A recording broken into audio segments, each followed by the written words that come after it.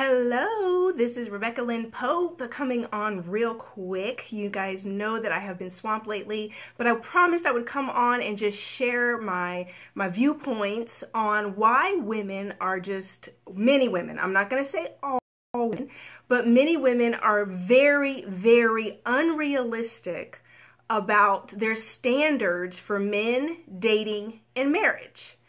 So I'm going to give my opinion on this. And now listen, girls, I'm about to be very raw. I'm about to be very real. I'm about to just shoot it to you as just straight as I can because I'm hoping that this helps somebody. Because as you girls know, I'm a matchmaker. And for a large part of the end of last year and beginning of this year, I stopped matchmaking. And the reason I stopped matchmaking is because I literally I can't handle female clients. I was a matchmaker that matched females, and I had a few male clients, but predominantly I was matching women. And listen, it was such a valuable lesson for me because what I learned is that the average woman doesn't really want just a good man. She doesn't want a husband. What she's really wanting are these standards or ideas that she has of what a man is supposed to be. But this is nothing what men are. This is not realistic for who men are, how they think, what they value. It's just this preconceived, idea that women have of who men should be. But this is not reality, okay? So literally, the standards here that I see consistently in women that stay single, do not get married, and the difference between women and wives is understanding, one, that men are not women. He's not going to be your best friend like your best girlfriend. You can't talk to him like that. They don't talk like that. They don't talk that much. They're not so sensitive and girly the way we are as women.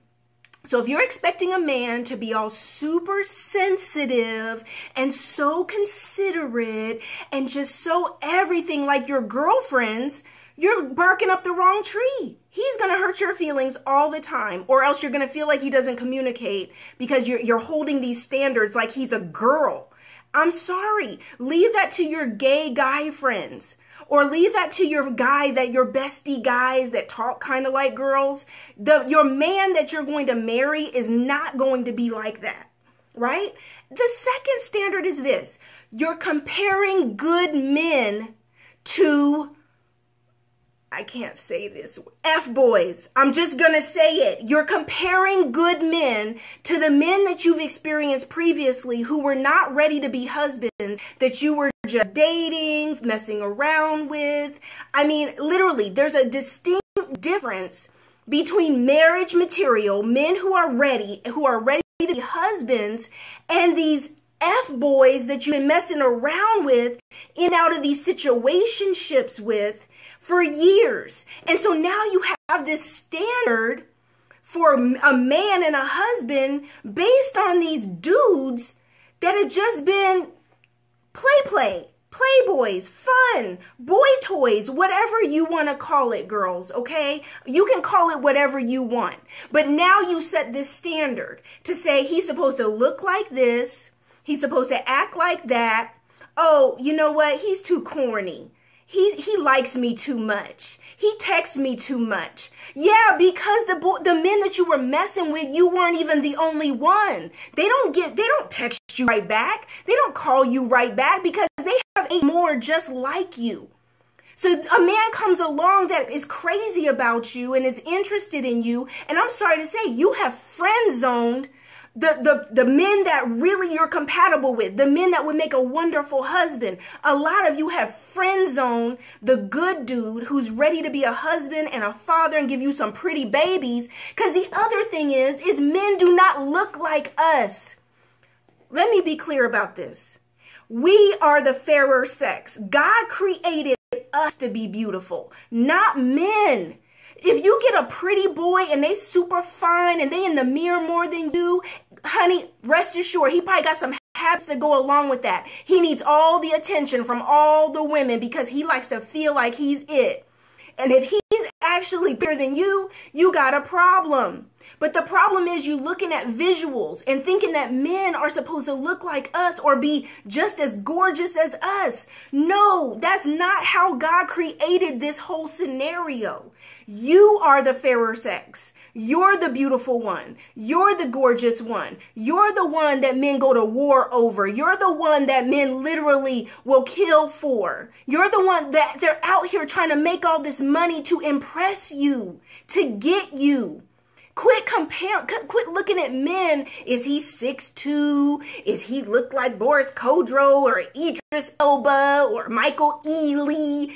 Do you know the percentages of men? This is what I just would die to say to my matchmaking clients and the people that would come in for consultations because they want to be matched. And they're coming to me. I'm sitting here just being a good woman. So I'm thinking these women just want to be married. These women just want a good man. Nah, boo, that's not what they wanted. What they want is if I'm going to pay this money, I want me a Michael Ealy. I want me a Boris Kodjoe. Well, look, boo, Boris Kodjoe's married.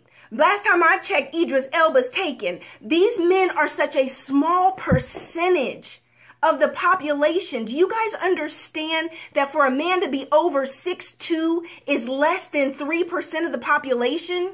And we're talking all men around the world, less than 3% of the population. Now you take out the gay guys and you take out the guys that are not black or whatever race specific that you prefer your husband to be. And you take out the men that are broke and you take out the players, the men who are just not ready and who are not ready to get married, aren't even looking for a wife, don't want that responsibility yet. Think about these numbers.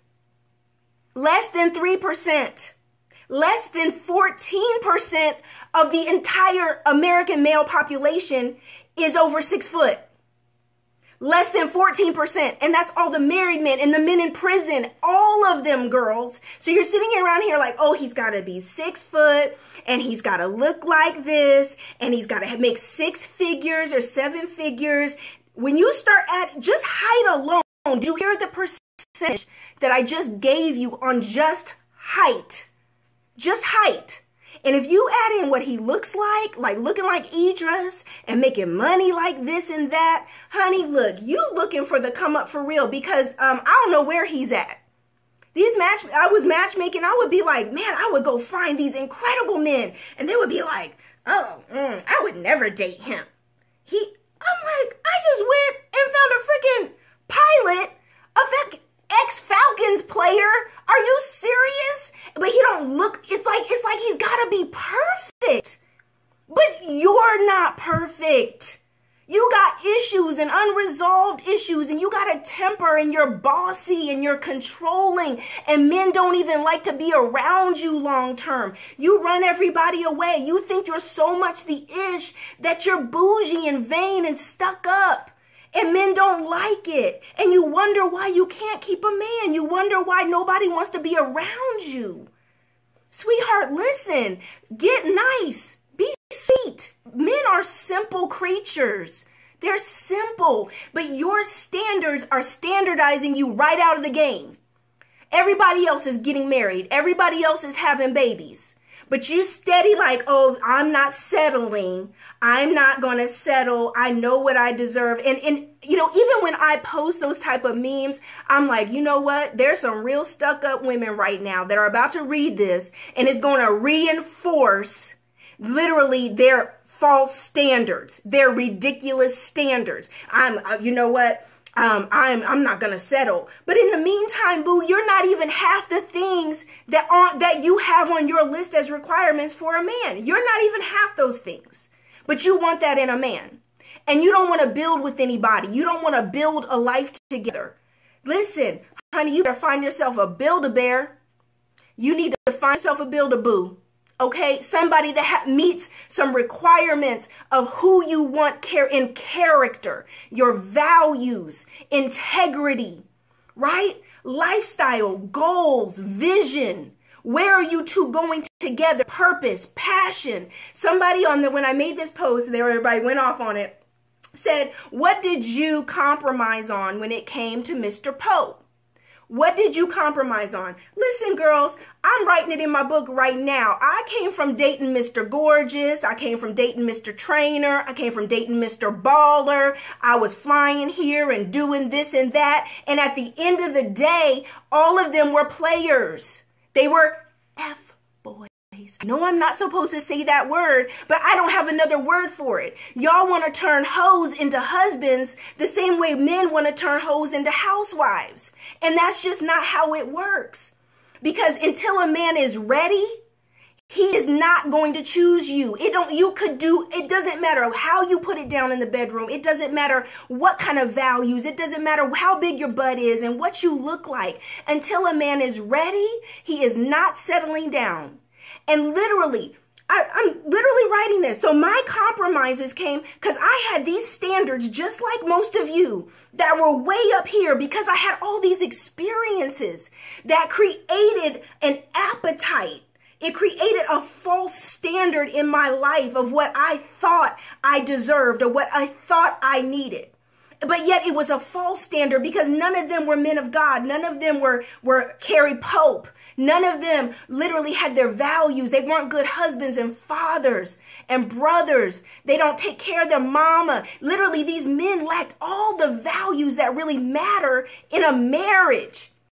A husband is totally different than dudes you date out here. These dudes that are just playing around. A husband is a totally different animal. And so like many of you, I had these standards. I had a type.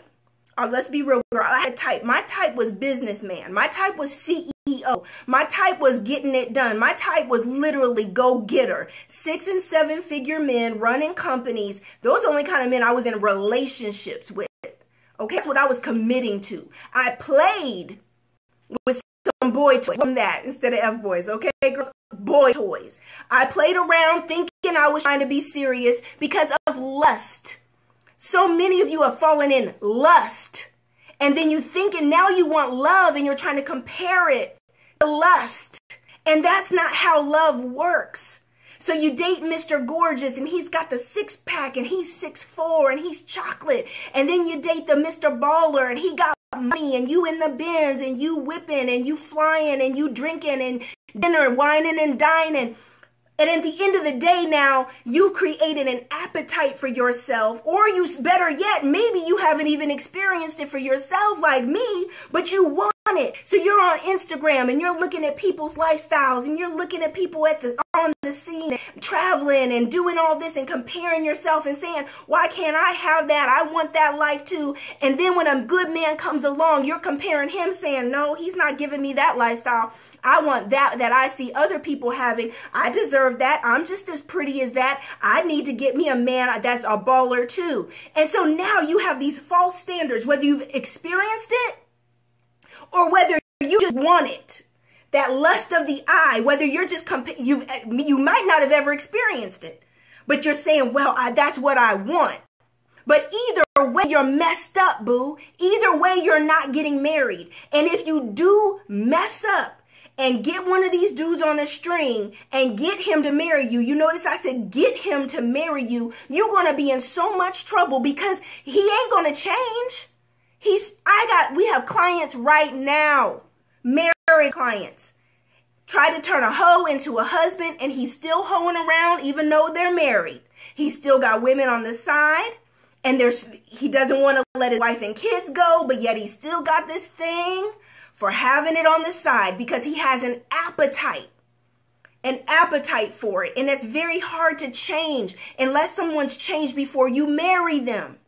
So you understand what I'm saying about standards. Your standards for a husband have to change. Right now, you've got to make up your mind about some values and some character. Who is this man? What does his life look like? Who is he? Because it's going to be way different than your boy toys. It's going to be way different than what you've done. So my compromises for me, I'm going to answer that specific question. I'm going to get off here because you know I'm rushing to come on and do this. My specific compromises were that Mr. Pope, when I met him, was not rolling in money. I said I would never date a pastor, and he's a pastor, right? I was running from that calling on my life. Didn't want nothing to do with that. okay? Until I accepted that calling on my own life, that's when I was prepared for my husband to come. So financially, he wasn't what I was used to. He's not the CEO-driven businessman. He's more artistic in nature. He's creative in nature. He's a musician. Totally different than everything I had experienced previous.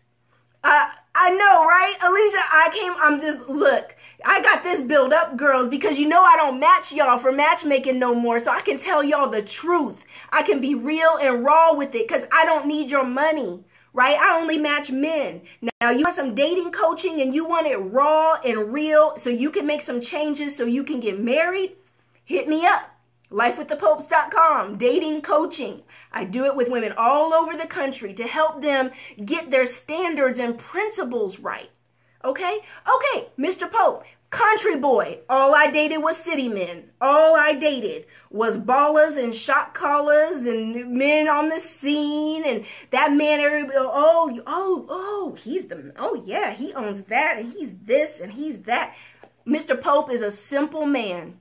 He's a simple man. He's a down-to-earth man. He's a hard-working man. He loves God and family. That's his values. He loves God and family. He just want to work and take care of his family. He ain't worried about all this that's going on out here with everybody else. He ain't a gossiper. He's not looking for attention from every other woman out here in the world. He's a down-to-earth, good man. And the reason I stopped matching women, hear me on this. These lights are killing me. The reason I stopped matching women is I realized I had been courting, Mr. Pope had been courting me. And I was having new female clients. And as they're running down their standards and what they're really wanting in a match and in a husband, I realized you wouldn't even date Mr. Pope. Like, he's not even good enough for you. That literally, what you're wanting is so extra. It's even beyond what I have for myself. Literally. And I'm like, boo, wait, I know I make more money than you. I know I'm pretty good looking. And you sitting here with standards that are higher than my own. And I'm thinking, I don't know too many Carrie Popes. I honestly, I was like, wait, I know some good men, don't get me wrong, right? But I was like, wait, she would actually turn down a date if I had put Mr. Carrie Pope in front of her. She would have turned him down. Oh, he don't make enough money. He's not this. He's not that, right? Oh, he hasn't been divorced long enough. He's a pastor. Oh, they would have turned him down in a heartbeat. And that's when I knew I had to get out of that business. I was like, I knew I had to get out. I had to get out because I was like, my standards of good man doesn't match what these women want as clients. So I'm not going to be able to fulfill this for them. And it's going to mess them up even more because they're unrealistic. Exactly, Monique. Unrealistic. So I came on today to just literally lay it out for y'all on how you guys are being unrealistic. And the biggest thing I'm going to leave you with is this, is that because most of you have never experienced the love that God has for you, God's best for you. You've never experienced the love of a husband. You've never experienced deep, true love. So you have no point of reference. All you can do in what you're doing is you're comparing these experiences to the past. But the past wasn't it, boo. The past didn't get it done. The past was not your best. The past, if it was your best, then you'd be married to him right now and happily married. So all these dudes you've dated or your previous husband or whatever was not God's best for you. And so what you tend to do is compare it to what you think you want, and you keep having these experiences and tweaking it. Well, I don't want that. I don't want to date a man with kids. Well, I don't want to do this, because it's all based on your limited experiences with the ones who were not the one. And it doesn't work that way, because every rule you could create, God has an exception for you. There's a man with kids who will rock your world. There is a man that's divorced that will love your socks off. There's a pastor that would be the very best man in the world for you. But you keep saying, I'll never date a pastor. I can't date no man with kids. Oh no, I can't date no short man, because that last time he had a Napoleon complex and he was just too much. Oh no, I can't date a man that's a workaholic, but yet you want a man to have money. Men who have money are workaholics. Clue, boo clue. This is the booze clues. Men who have money work hard for their money. You cannot complain about a man being a workaholic if you want him to have money. I hope that is sinking in for somebody. That's a booze clue for you. Okay? Get you a boo. He can be a workaholic. Honey, you occupy yourself. You work on your purpose in your business and stay busy while he's working. Okay? Instead of sitting around trying to spend his money and then complaining because he ain't nowhere to be found because he's always working. He's providing that lifestyle. He's a provider and a protector. That is what is ingrained in them to do. Okay? So that's what I have for y'all. I just want to come on real quick, y'all. Y'all know I'm busy, but I came on. That's the booze clues. That's right, Alicia. The booze clues. Okay? So I love you guys. I love you. I love you. Love you. Monique, the book is coming. That's why you guys don't see me. I'm writing. I'm busy. New clients, and I'm happy. But that's why you have not seen me that much, because I'm super busy. But I love you guys very much, and I will talk to you soon.